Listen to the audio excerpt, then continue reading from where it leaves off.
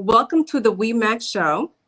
Today we have with us Dr. Valencie Exceus. She is an acupuncture physician and doctor of Oriental medicine. Now, as we know, February is a month where we focus on women with heart disease, and we've tried to promote women wellness, health wellness. And Dr. Exceus is an advocate for women focusing on their health and their wellness. And that's why I loved her being on my show today, because she's going to talk to us about how another form of medicine can help us achieve health and wellness, which is going to get acupuncture.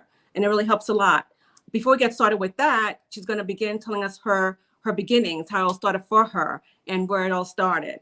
So please, Dr. Valencie Exceus, let's go on. Thank you so much for having me, Claire. It's really great to be at the WeMac show.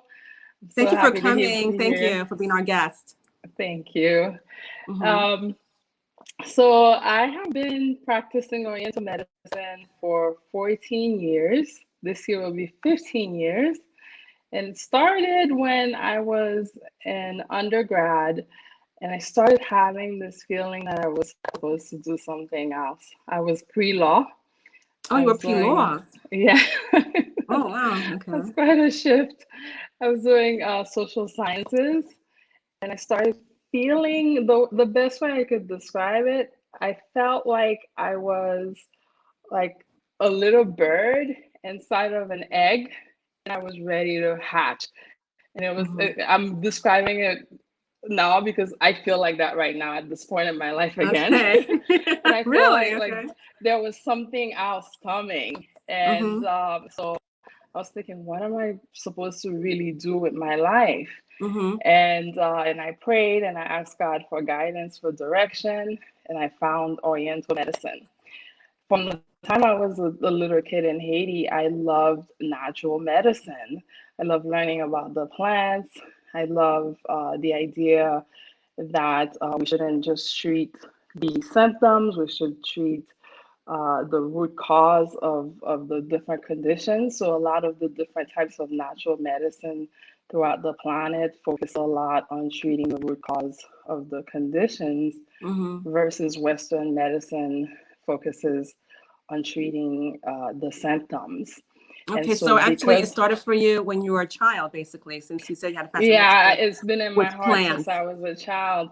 But I didn't know there was such a major until I was already doing undergrad, and I discovered Oriental medicine. And so Oriental medicine really focuses on treating the whole person. So we're talking about, for example, heart health and heart disease. Instead of focusing on heart disease, then we would focus on the person that has the heart disease. What led to the heart disease? What led to, let's say, someone having high cholesterol or obesity? Did something happen? Was there a death in the family? Was there a divorce? So we really focus a lot on the emotional health as well. So it's a mind-body medicine. And yeah, and so I started the program in my early 20s, and I graduated in 2006, and I've been seeing patients since then.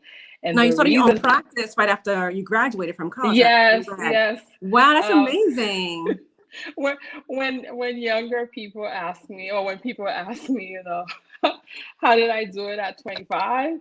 And I say it was the ignorance of youth, just having the energy and the idealism of youth. Because when you're young, you think you can do anything. Now looking back, I'm like, oh my God, that was crazy. You did it. But yeah, I had the drive. And the drive to want to really help people heal. Yes, I was, and I'm still passionate about healing. Now that I'm older, my focus is how can I help the most people? And that was something that I was always thinking about when I was going to school. I was one of the few Black people at the school, and I was told that I wouldn't have a successful practice because I'm Haitian, of course, the Haitian community doesn't know what Oriental medicine is. So I wouldn't get Haitian clients. And maybe the Americans would want to go see a Chinese person. And so that was a challenge for me. And I think that's why I had the drive to when I was younger, that I wanted to have a diverse practice. And that's what I built. But the whole time when I was going to school, I was thinking, how can we make this medicine more accessible to people? Especially back then, it was seen as something that almost like a spa luxury type of treatment, where you had to pay out of pocket. Most of the time people still pay out of pocket, so it just wasn't accessible to the mass. And that was always something that I was passionate about. How can more people have access?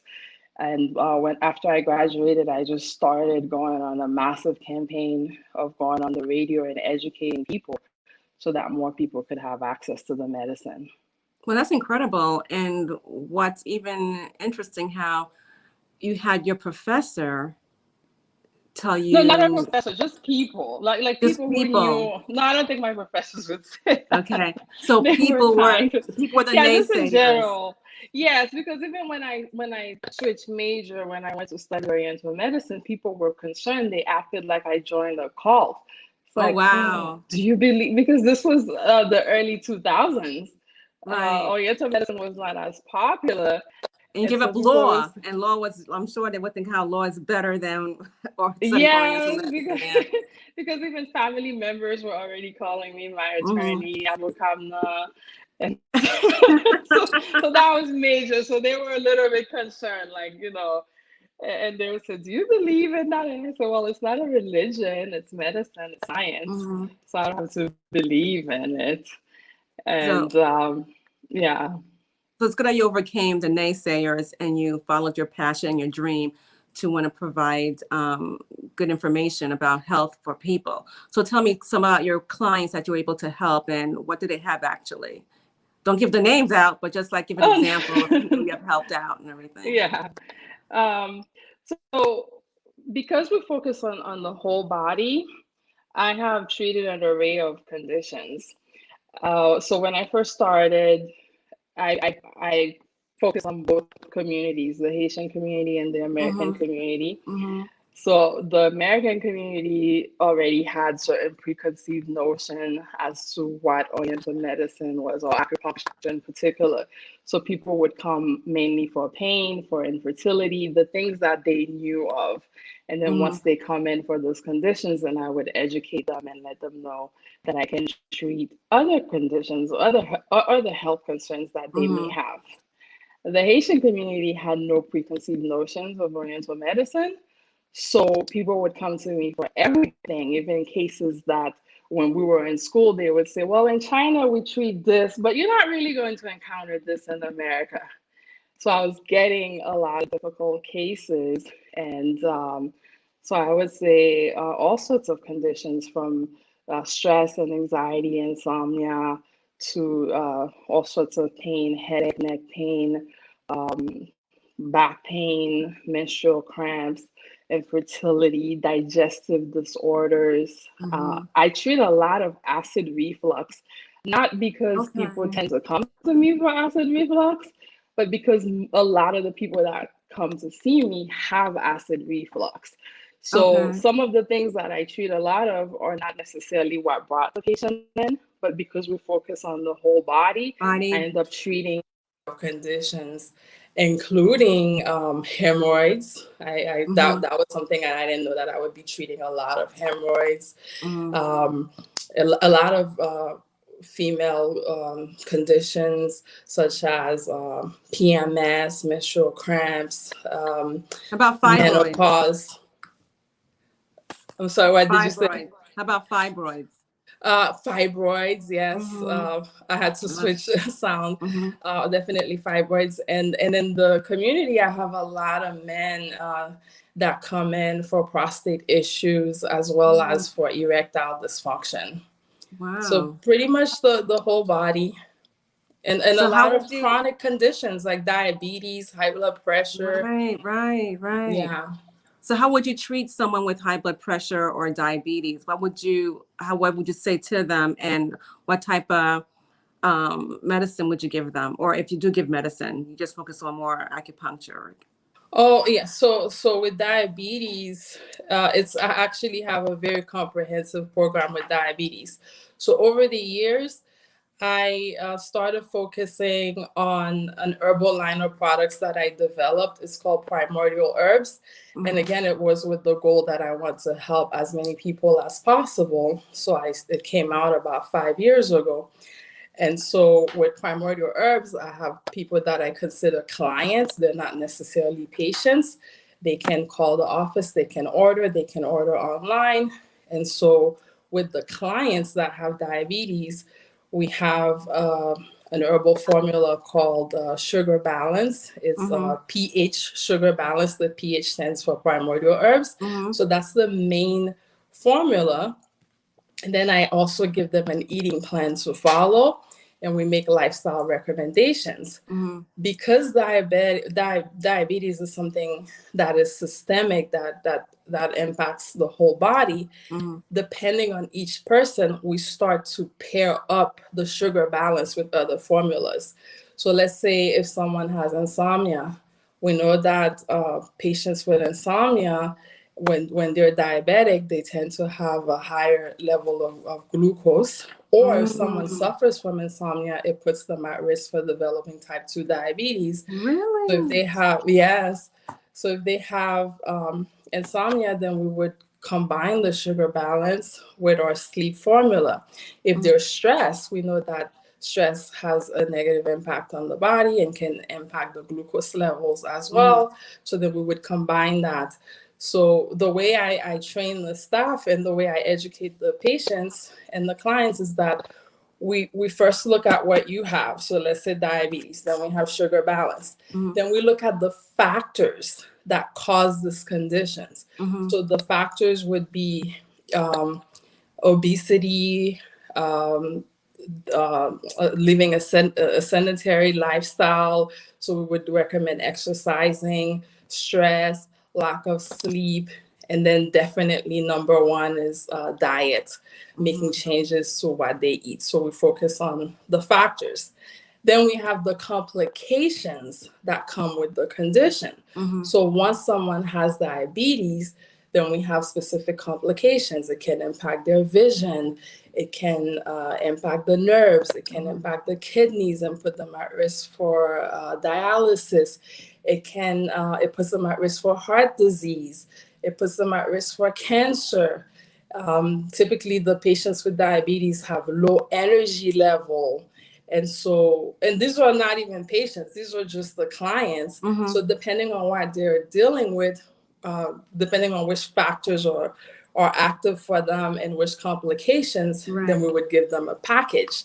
Now, when someone comes in as a patient, I'm going through a similar process, but now we're face to face. Now we're doing an intake, and each patient will have a specific plan of treatment. And so instead of just my herbal line, the Primordial Herbs, now I have an array of other formulas that I will also use to combine with my formulas, and we do acupuncture. So what I always tell the type 2 diabetic patients, the most important part of the visit is when I sit down with them and explain to them how to eat.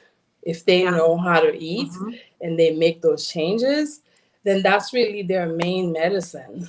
Everything else will help them, but whether it's my formula, whether it's a prescription medication, if they don't make changes in the lifestyle and the diet, it's really hard to manage. So we do a lot of education. Okay. Now, because you share or you give them your medications to help them as well, or your formulas, does that affect the medication they're taking from their doctors, like prescription medication? Does that affect Yes. it? So if they're my patients, then I'm going to have their test results and their information. If they're a client, then they have their own doctors. So, Okay. by the way, in the state of Florida, where acupuncturists are considered primary care providers, so they Okay. don't need a referral to see me, and I could help them in that way. Mm. And so, for the clients, what I recommend is that they monitor their glucose.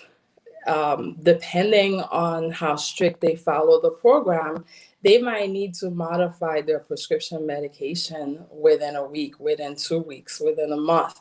And so they will work with their doctors to make those changes.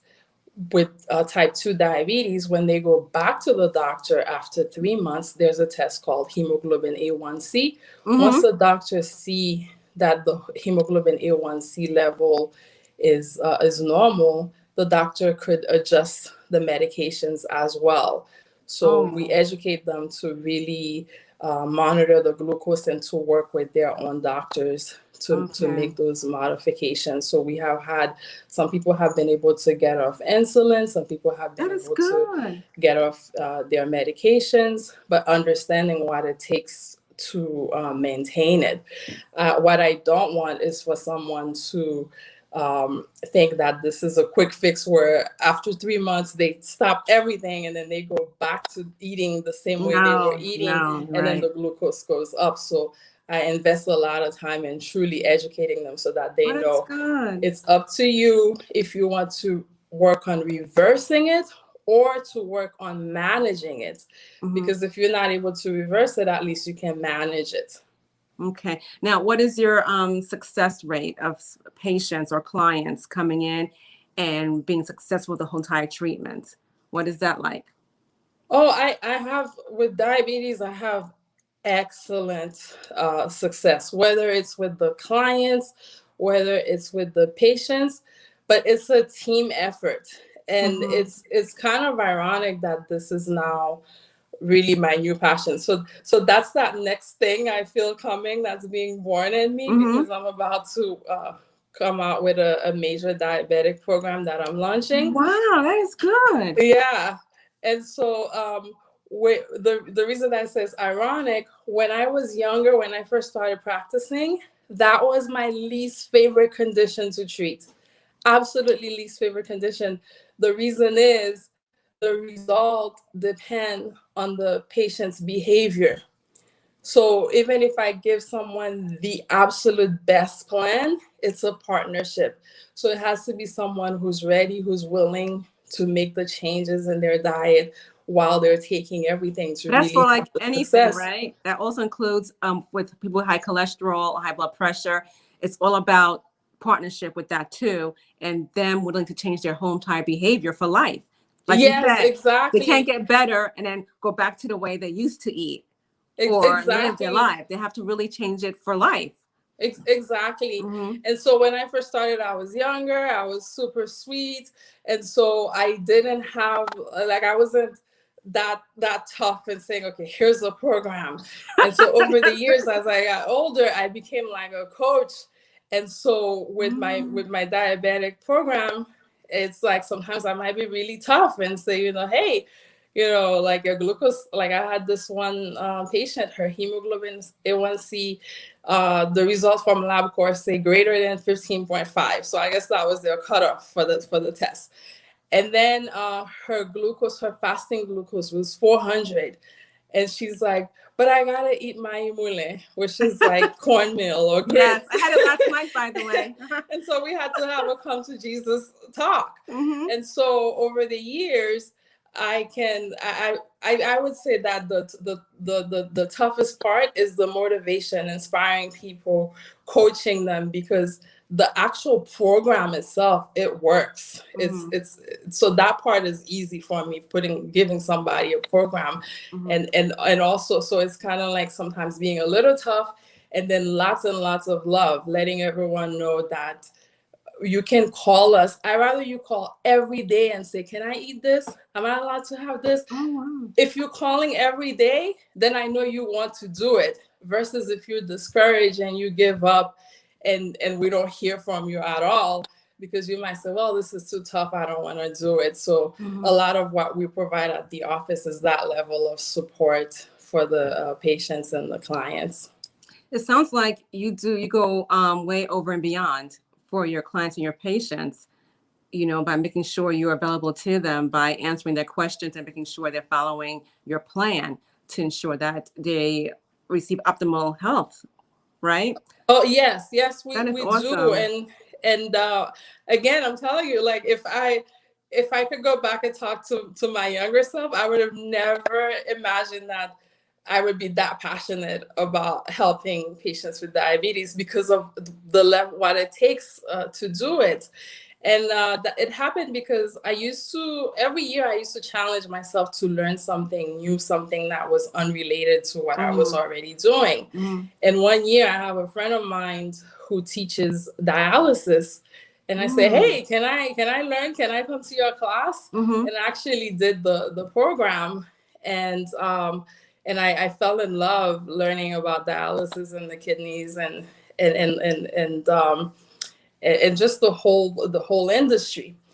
And so I found out that kidney end stage renal disease is the only disease that is approved for I think Medicare or Medicaid, no matter what age the person is, because of how crucial it is that once somebody needs to be on dialysis, they have to be covered. They need the dialysis to survive. And then I found out that a lot of people in Haiti are dying because they don't have access to dialysis. So I became passionate about it, and I thought, oh, that could be, maybe I could open a dialysis center in Haiti someday. And I really liked the whole that aspect of Western medicine. And so then I thought, well, instead of getting into the field of dialysis and wanting to open dialysis centers, why don't I help people not to even get to that stage? Exactly. I was going to Because say I that. already knew how to do it. And that's how the passion changed. Because remember, I already knew how to help people with diabetes, but it's just easier like to treat lower back pain if somebody comes in with a migraine or a shoulder pain, neck pain, depression. Those things are easier for me than really coaching someone. But once I learned about what happens at the end of this disease, I said, well, if I could prevent one person from having to go into dialysis, I should. And that's when the passion started. I went on the radio and started educating our people. So yeah, we go above and beyond. I guess once we find a way to control our eating habits, to make sure it's better, we can control, our glucose level, which will help us with our cholesterol, high blood pressure, and that will also prevent heart disease. Oh, yes. Prevent, women from dying while they're sleeping of a heart attack. Yeah. And that's what you hear mostly about, because sometimes we don't know when we have the high blood pressure. We don't know when we have high cholesterol because women are always running around busy doing so many things, don't have time to get tested. I mean, like, do their blood, do their blood pressure or, check the cholesterol because they put themselves last. As women, we do, we put ourselves last. We forget, to go see the doctor, get our annual checkup, or if we feel kind of funny, let's go get checked out. We're afraid to do that. And that's why, I know you're passionate about women's health. And we want to try to let women also know to always make sure if you feel something, get checked out. It could be your glucose, like you mentioned. It could be your cholesterol, blood pressure. But if they could manage all that, then they could actually prevent heart disease, correct? Oh, yes, definitely. And even if you don't feel anything, see the doctor every year because most of those things are silent killers. Like high blood pressure is a silent killer. The number one symptom of high blood pressure is no symptom. I saw a patient this week. She came in for her second visit for high blood pressure, and her complaint was, she said, I always know when my blood pressure is high. And so with the first visit of acupuncture and the herbs that I gave her, she said now she doesn't get those symptoms. She doesn't feel the headache or the tightness in the neck. And so she said, well, I didn't feel those symptoms, but when I checked, my blood pressure was still high. Oh. No. And I said, well, but she thought that she could feel it. And I said, no, well, that is the number one symptom. You can't just rely on the tightness of the neck or the headache. And so I had to re-educate her, even though she had had high blood pressure for years, she was relying on those symptoms. And so most of the time you won't feel anything. Your blood pressure could be very high and you don't feel any symptom at all. So definitely go to the doctor. I would say for anyone who's probably in their 40s or even late 30s, get into the habit of checking your blood pressure regularly. Because now let me ask you a question. So with you, helping people and they come with high blood pressure, like the friend you just mentioned, right? Did you cure her from high blood pressure? Is it all cured now? Oh, no, this week was her second visit. Oh, okay. Yeah, okay. It was her second visit. High blood pressure is actually a lot more complex than type 2 diabetes. Uh-huh. Yes. Okay. Because with type 2 diabetes, it's very linear. So let's say if you give me 20 patients with type 2 diabetes, I am confident that I can help all 20 of them with my program. If I have 20 patients with high blood pressure, I'm not as confident because there are so many different causes and so many different factors that really we could say that high blood pressure is more of a symptom than a disease, because so many things could cause high blood pressure. And so I might have someone where maybe just getting the patient to sleep properly will get the blood pressure back to normal. For someone else, it could be, hey, let's give you some magnesium. And then just the magnesium alone can lower the blood pressure. For someone else, we could throw the whole kitchen sink and it's difficult to bring it down because there are just a lot of different factors that can increase the high blood pressure. What I did probably, I think, 2 years ago, I had this very informal group on WhatsApp. There were about 20 plus of us, where all I focused on was lifestyle changes for high blood pressure. And so definitely we promoted exercising, eating healthy. I'll give you a tip for the people watching. You know that one of the things that can lower or that can have an impact in blood pressure is sodium intake. So if you're consuming a lot of salt when you have high blood pressure, to lower the sodium intake. So one of the easiest way to do that is actually to eat more fresh fruits.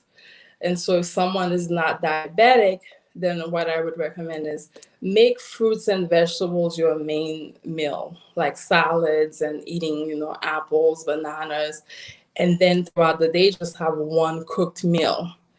Automatically, just from not eating a lot of cooked food, you automatically lower your sodium intake, and now you're consuming a lot more fruits and vegetables. So every day we would have different tips like that. Drinking hibiscus tea, when making a smoothie, adding chia seeds, drinking celery juice, you could make celery, beets, parsley, and then you can add whatever else, apple, cucumber. And so drinking a juice like that every morning will help with blood pressure. And so now those things, usually they'll lower it maybe like after a month. Maybe if you just do, let's say, beets juice. Let's say if you do beets, it also lowers it. So beets have something called, it helps the body to increase nitric oxide, and nitric oxide helps to make the blood vessels more elastic.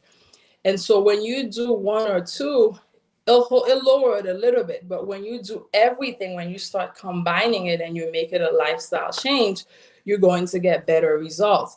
And so in the group, we, every day I was like, okay, do this. And then also stress reduction and breathing, practicing slow, deep breathing, listening to soothing music. Stress reduction is very important for high blood pressure. So then within the year, a lot of the people that were in the group reported that they were able to get off their medications. Some of them were my patients or clients, so I was able to stay in touch with them as well. Some of them lost weight. Some of them, I have a good friend of mine that throughout the shutdown during the pandemic, he had high blood pressure since college, and all he did that was different was exercising, and he was exercising almost every day, and now he's completely off of his blood pressure medications. Okay, let me ask you a question with that, because they always say once you start this medication, you can never stop it. Have you heard that? Oh, yes. It depends on the medication. You should not stop your medications, your prescription medications without talking to your doctor. Of You course, should work right. with your doctor to taper off. So some of the medications have an impact on your heartbeat. And so if you stop the medication, it could cause a rapid heart rate, and it could put you at risk for exactly what you're wanting to prevent. It could put you Right. at risk for a heart attack. Some of the medications, you won't see the impact of stopping the medication until maybe 2-3 days later. And so some of the medications, when you stop them, they put you at risk for the blood pressure to spike. Wow. So instead of just going back to, let's say your blood pressure was high, and I'm gonna use my hands. I use my hands a lot when I speak. So let's say it was it was high. So you took this medication, it helped to lower it. So now it's normal. So when you stop the medication, it could spike and go way higher. Wow. So that's why I also, some of the patients will say, well, I want to do natural medicine, so I just want to stop my medication. Right, No, exactly. don't do that. You will transition. You'll work with your doctor, your prescribing physician, so that you can adjust the dose. So maybe instead of 20 milligrams, the doctor will give you 10 milligrams or 5 milligrams until you're able, if it's appropriate, to safely stop taking the medication. Or some people would say, well, I know when my blood pressure is high because I can feel it. I could feel the tightness or the headache. I'm going to take the medication as needed. And so most of those medications are not to be taken as needed. You should take them daily so that you're not messing with your heart rhythm or your heart rate. You should take them daily so that you're not having the issue with the possibility of the blood pressure spiking. And so that's why it's important to really follow the recommendation. If you have questions, speak to your pharmacist, speak to your doctor. And so when you decide to make those lifestyle changes, when you decide to do something natural, then you want to do it in a way that is safe. And that's why it's important to work with a licensed natural medicine doctor, because those of us that are licensed, we understand what's happening physiologically, versus, let's say you just meet someone who happens to mix something, they have zero background in medicine. They're going to say, well, those doctors, they're trying to kill you. You need to stop this medication, without them understanding that it may not be safe to just stop the medication. Right. So when you meet someone who has zero background, who's not licensed, usually they will just they take more risks too, because they're not licensed. So they're just selling something, they're just making something, or they heard something. Or maybe like during the pandemic, there was a lot of things. I was receiving all sorts of COVID cures on WhatsApp, and it's like, who came up with them? Like, so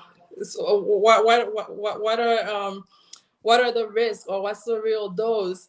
So it's really important that you see a natural physician that is licensed. And so in the state of Florida, it's those of us with the Doctors of Oriental Medicine. And other states, There are doctors of oriental medicine and also the naturopathic physicians or licensed natural doctors. Okay. Now, when you explain about high blood pressure, about the medication and your plan, now, does that also apply to people with high cholesterol level? Yeah, high cholesterol. Cholesterol is one of the easiest things to treat. I don't even, most of the time, I actually have a cholesterol formula. And most of the time, let's say somebody has diabetes and I'm putting them on a plan, they also have high cholesterol. I don't even give them cholesterol support, because if they follow the eating plan that I give them for diabetes, the cholesterol levels will go down. If it's really high, then I'll give them cholesterol support for 2 months. And so with high cholesterol is just really easy to treat. So with cholesterol, there are herbs that can help to lower it. I always like to start with food. And so if you make the changes in the food that you're eating, exercising, those are going to bring it down. And it doesn't take too long, because when I have patients that have really high glucose levels, usually I'll have them retest in 3 weeks. And so I can see what can happen in 3 weeks with the cholesterol levels, because I have those comparisons, and it doesn't take that long. Usually I'll tell the patients, follow this plan, take cholesterol support for 2 months, go back to your doctor, retest, or if it's my patient, we retest. But I have seen over the years that in just about 3 weeks, you can get your cholesterol level down to normal. And so you have, it could be the things that you're eating, or it could be that the liver is not functioning properly, or the liver is just congested because we're faced with a lot of toxins.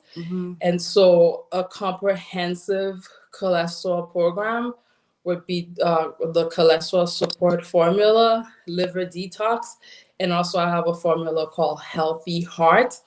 And so again, it's looking at the three things that I mentioned earlier. The risk factor, or the risk factor would be eating a diet that is high in cholesterol or having a sluggish liver. Then the actual issue, which is high cholesterol, and then the complication. So the complication would be having the cholesterol deposits in the blood vessels. So the Healthy Heart formula helps with that. The other thing is help reducing chronic inflammation. So all of those chronic conditions in the body are linked to inflammation. And so when you eat a way that's anti-inflammatory, so an anti-inflammatory diet would be a diet that is rich in fresh whole food, free of processed food. So the processed food, the excess sugar, all of those food, soda, junk food, they all increase the risk for inflammation in the body. So reducing inflammation will help with reducing the risk for heart disease. Wow, these are really good information you shared. Thank you so much for that. Now, with the medication for cholesterol, can someone now stop the cholesterol medication like that from the doctor once they lower the cholesterol? Yeah, they can talk to the doctor and let the doctor know that, ask the doctor, hey, I would like to do I would like to take a natural approach instead. Okay. Can I go 2 months without taking this medication, follow this natural protocol, and then we retest and see how it works, and then monitor. And so what I also want to encourage people to do is to really develop a true relationship with your doctor. It really should be a doctor-patient relationship. And the longer you've seen your doctor, the more you have a relationship, the more the doctor could even say, hey, you didn't have this 5 years ago. I noticed a change this year, versus like if you're changing doctor from year to year, you don't really get to develop that relationship. So once you've developed the relationship, and you explain to your doctor, hey, this is the approach that I would like to take, most doctors would be more than happy that you're taking this approach, because they know these chronic conditions, they don't have any cure for them in Western medicine. Once you have a chronic condition, that's it. And usually you start with one medication, you end up with another one and another one, and side effects. And so most doctors, even for their own health, are now going toward the natural route. I have quite a few patients that are doctors. I have a lot of patients that are pharmacists. And so most people feel like, well, I gotta hide this from my doctor, like, oh, my cholesterol went down, but I didn't tell the doctor that I took your formula. And I'm like, no, why? Tell the doctor so the doctor could refer to me. And so, and most doctors are also scientists. They want to know what's working. And so let's not hide those things. No, you shouldn't hide those things. Now, give us the name of your practice. You didn't say it. I know it's High Point Healing and Wellness, but you should say it. That's your practice. So, yes. And where is it located, your practice? So my practice is High Point Healing and Wellness, and the website is highpointhealing.com.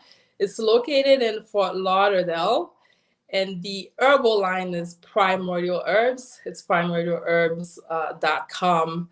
And I see patients locally. I do have patients that have flown to me from other states, depending on what they're coming in for.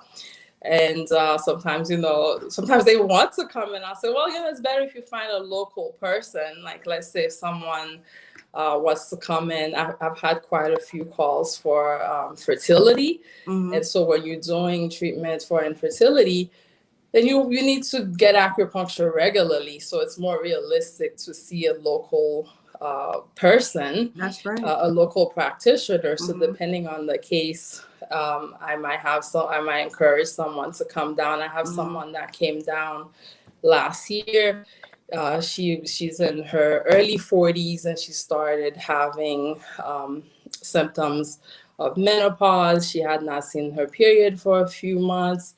And then I encouraged her to get blood work from her doctor. And when her hormone levels came, when the test results came out, her hormone levels were the hormone levels of someone going through menopause.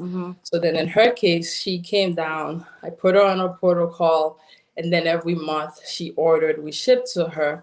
Wow. And from that first month, she's been having her period every month since. So depending on the case, I can see if it's appropriate for someone to come down. Wow. And how many staff members do you have working for you? Right now, it's just two of us. Wow. I know. How do you manage that? With all those clients and because patients. of the pandemic. What did you say? Well, those clients and patients, how do you manage that, the caseload? Oh, well, I don't have a lot of patients because when the pandemic happened, it was the perfect opportunity to test out just primordial herbs. And well, let me give you a little bit of the background with primordial herbs. So in 2013, I was involved in a car accident. And at the time, my practice was the busiest that it had been over the years. I was super busy. And I was, at the time, I was 32, got into this car accident. I was injured. I had to go to for physical therapy, acupuncture. Suddenly, I went from having a full practice of seeing so many patients to having to leave the office to get treatment. And I could only see just a few patients because as soon as I was done putting the needles, I would go in the next room just to lie down, and then 20 minutes later, get up. And so it was like a long recovery. So during that time, I was super grateful that my hands were not injured, because if my hands were injured, I would not have been able to work. And so I decided to create a practice that could function without me. And so that's when I came out with the herbal line. Okay. And so when I came out with the herbal line, my goal was to just eventually in the future have that be the main practice. And so we started. I started advertising on the radio, and we would get callers, and we started shipping. We offer free shipping nationwide, and so that was going well. And then as soon as the herbal line came out, I also got better physically, so I started seeing patients again. And so now I was busy promoting primordial herbs and also seeing patients. And so from having the experience of being extremely busy, I decided I never ever want to be that busy. And so I was seeing, like, a moderate load of patients, but really focusing on the herbal line. So when the shutdown happened last year, I thought, okay, great. I don't have to see patients. Let's test out primordial herbs. And so from March to June, that was our only focus, taking orders and shipping. And primordial herbs, I could just not see patients at all. And so around June, around May, I thought, okay, it's time that I start seeing a few patients. So I told myself I would only see patients. If anyone called, I would not refuse anyone. So anyone who called, I would see them. But I did not announce that I reopened, and I did not advertise yet. If you go online, you'll see like our schedule, because you can book online. Our schedule. I shut down the online schedule, and then started really focusing on primordial herbs. And so right now, I only see a limited amount of patients. And I also wanted to wait until I got the vaccine. And so last week, Thursday, was my 2 weeks since the vaccine. And so I'm getting ready now to open the door to see more patients. Okay. Yeah. Good. Good for you. So I'm really excited for you and your new adventure. And so when you were saying in the beginning that you're about to venture out with something new and different, is that what you were talking about? Yes. Well, because we've had so much success with type 2 diabetes over the years. And I know that so many people are just having a tough time just managing their diabetes. And we've had people that were able to reverse it. And then there are so many people that are also pre-diabetic. And I want to see how I can help them, or at least let them know, like, hey, there's a program, there's something that's available for you. And so that's what we're working on, that we're going to launch, and making it easy and having the structure in place so that no matter where someone is, we can help them with their diabetes. So that's what's coming up. Okay, so And more formula for diabetes. when I first started, when I switched major to enter to Oriental medicine, I did have that feeling like, oh, something new is coming. And whenever there's something new coming, it's also a little scary. And what has been a little scary too is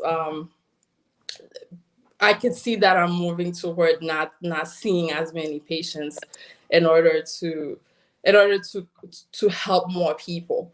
All right. And so like last year, I had told myself I just was not going to see patients anymore and just focus on the herbal line. But once people started calling, I'm like, oh, I know I can help this person.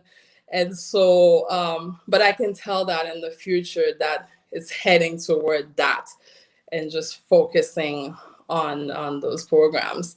So that's what's coming up. That's a little scary. Well, the program is going to help a lot of people, become free of diabetes, type 2 diabetes.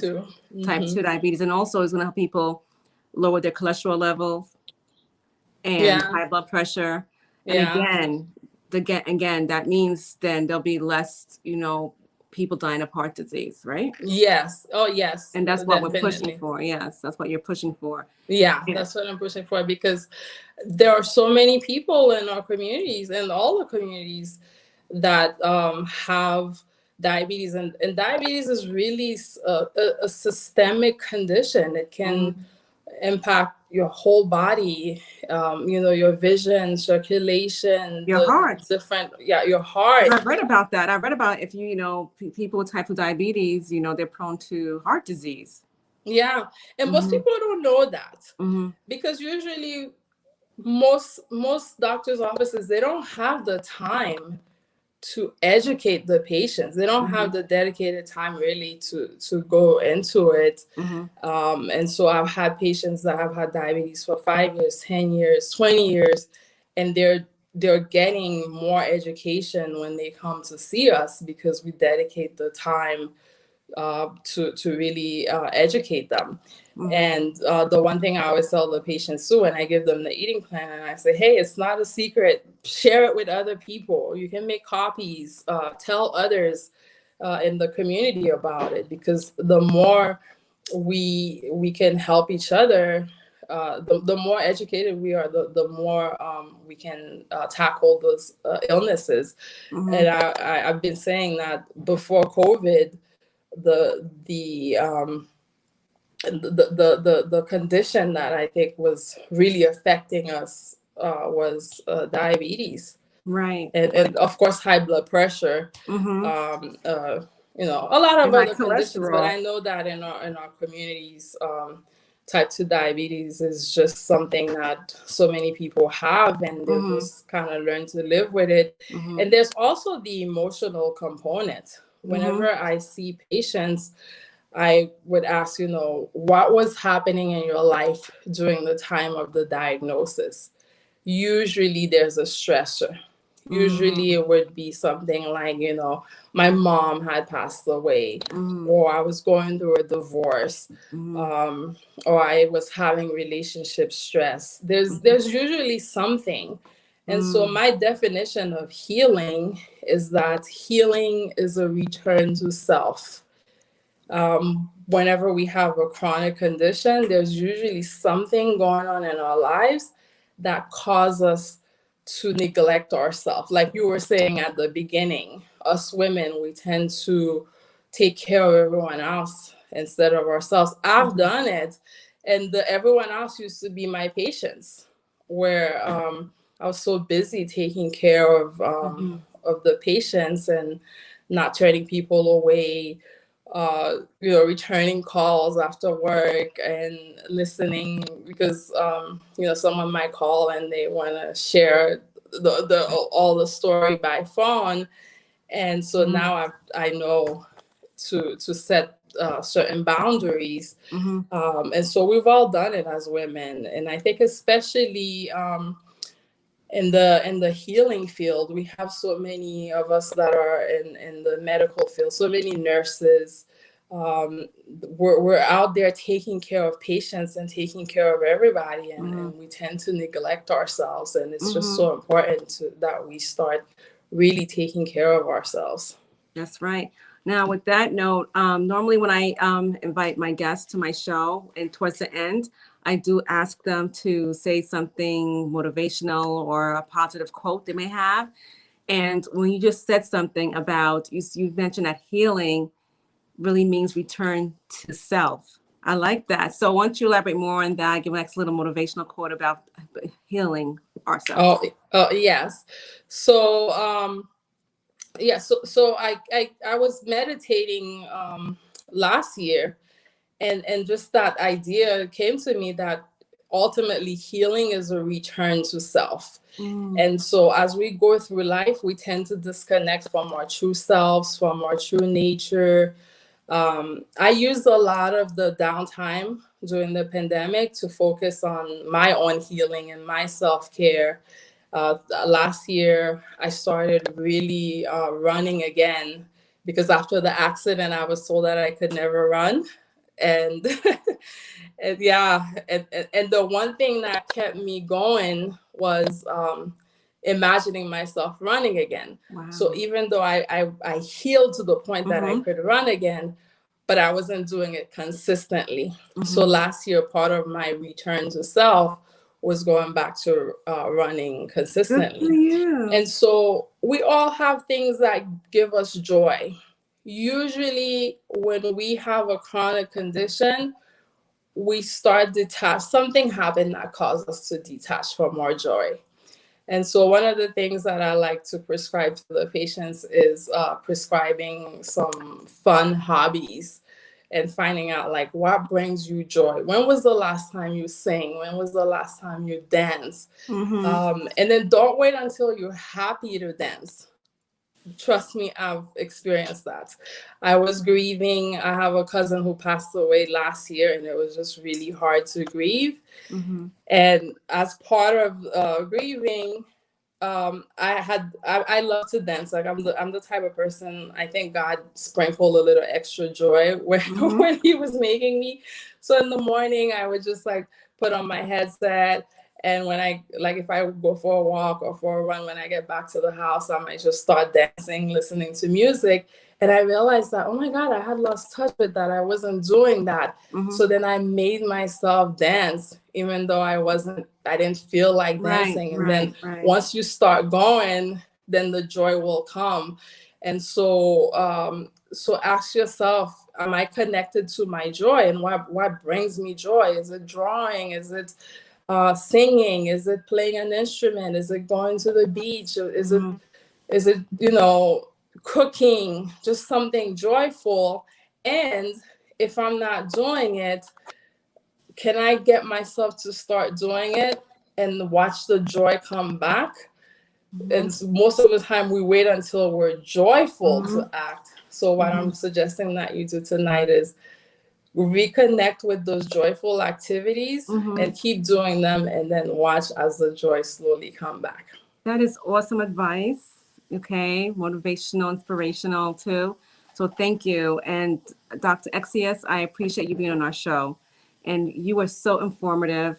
And I really hope people are going to listen and watch this and really take note. It's all about changing your eating habit for life, doing things that's going to help you heal. And the most important thing is returning to yourself and finding joy, finding a joyful hobby to make you happy, dance or sing, whatever. Yeah. Great stuff. Great stuff. Again, thank you. And thank you have so a wonderful, much, yes. Okay. Enjoy. Thank you. Have a nice evening. All right. Bye-bye. Bye-bye.